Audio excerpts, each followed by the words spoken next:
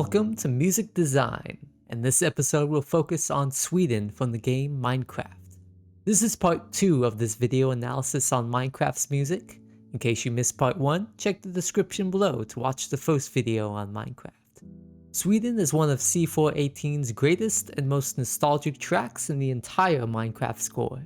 Daniel Rosenfeld, otherwise known as C418, took much inspiration from composers such as Eric Satie and Claude Debussy.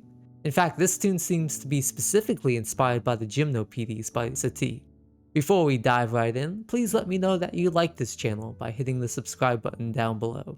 Your small support helps make this channel grow and may impact many more people. One of the more unique aspects of Sweden is how it's one of the only songs I know that keeps the sustain pedal on the piano held down throughout the entire song. This helps give the song a very dreamy quality as the notes meld into each other. Sweden is effective as a piece of art because of its incredibly melancholic sound. If we look at the piano sound itself, I use a piano VST called Noor. This is very much my go-to instrument for vintage solo piano performances. There's a good amount of lower bass as well as compression to achieve this sound.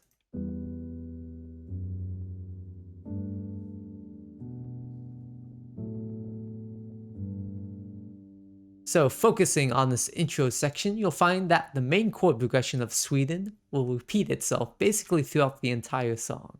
As I've stated before in Hagstrom, also from the Minecraft score, repeating a certain phrase or chord progression can keep listeners anticipating on what's coming next. When listeners can anticipate, they start to enjoy the song more. The piano is divided into 2 parts, and later 3 parts. We have the single bass notes in the left hand, and then 2 to 3 note chords in the right hand. Later in the next section, the composer will add a lead melody on top of this chord progression. Let's take a little listen to this introductory section.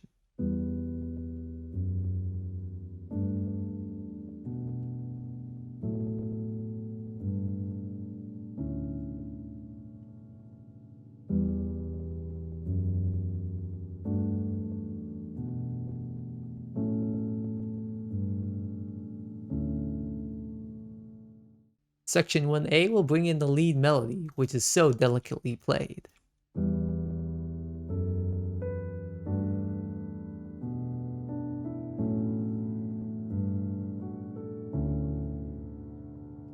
Like the Gymnopedies from Eric Satie, the melody is quite wandering, not sticking to any one set pattern. In the second half of this section, the strings family is introduced. Daniel Rosenfeld probably combined these 3 channels into one string ensemble, but I separated them so that you can clearly see what's happening. For the violins, I used a combo of 3 different violin VSTs to achieve a fuller, richer sound. For violins number 3, these are an octave higher than the other 2 violins, but they provide almost a bed of higher frequencies. I put all the violins way in the background so that they just audibly give a hint.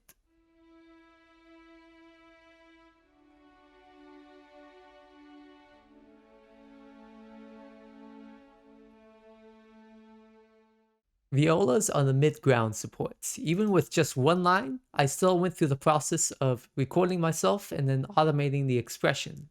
I feel it's little touches like these with each instrument that contribute to a more professionally made song.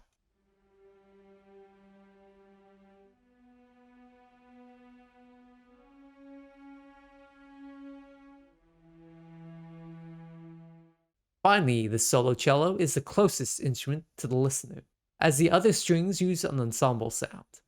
Adding just one solo instrument, such as the solo cello, to the other string ensembles gives the sense to the listener that someone is actually performing the song. Even in my own compositions, I always try to hide at least one solo instrument behind all the other ensembles.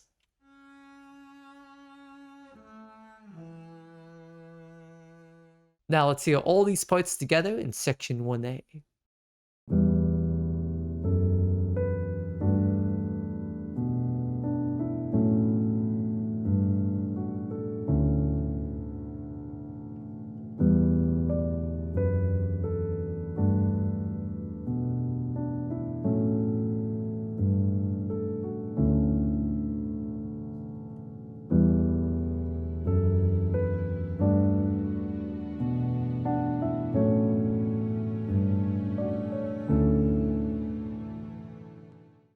A really melancholic section here as we see a fuller development of the strings.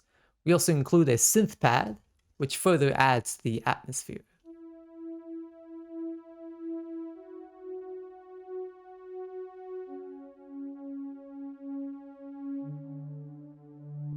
However, not too much has changed. Piano remains virtually the same, but speaking on the strings, notice these white hills within each channel. This is the automation expressiveness. Look at the shape of each of them and how they form a wave or a hill. This is what I like to call a breathing technique of automation, where the performer will breathe into one phrase and exhale out the following phrase. It's a technique famous composers such as Jeremy Soule and Koji Kondo have stated to have used in their own music. It's so effective too, as it allows the instruments, even if it's a virtual instrument, to breathe as well, and further connects the listener directly to the composer. Allow me to play this section and focus on how the strings swell up and down.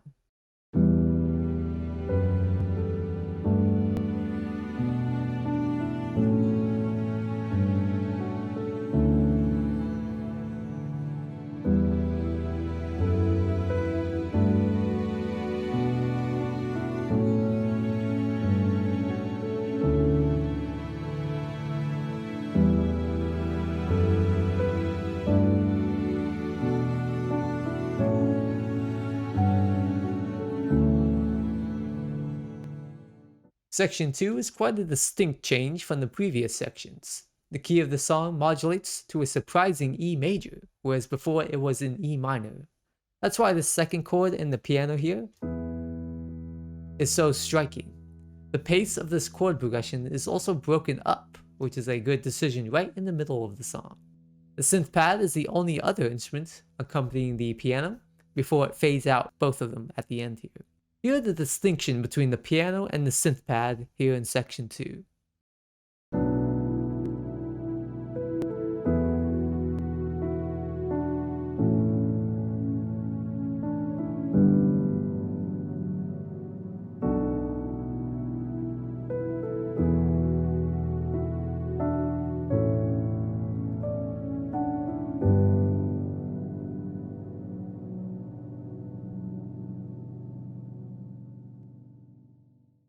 In a surprising move, C4-18 changes the articulation of the strings to pizzicato, also including a harp to accompany it.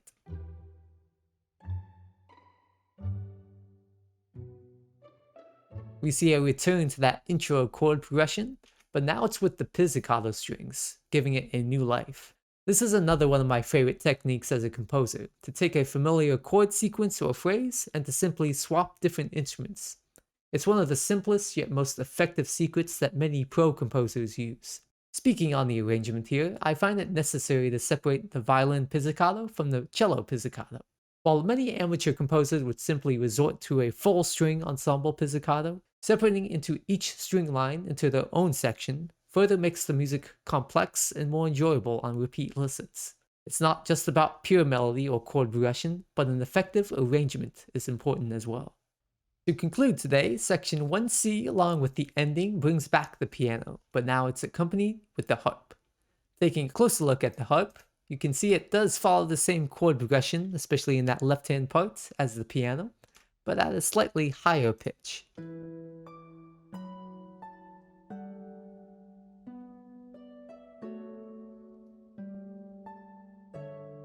The melody it plays also slightly differs from the piano, giving it a nice counter melody to this section. As we get further along in section 1C, the harp fades more and more into the background. Here at the ending, it'll only play these single notes before letting the piano finish off the tune.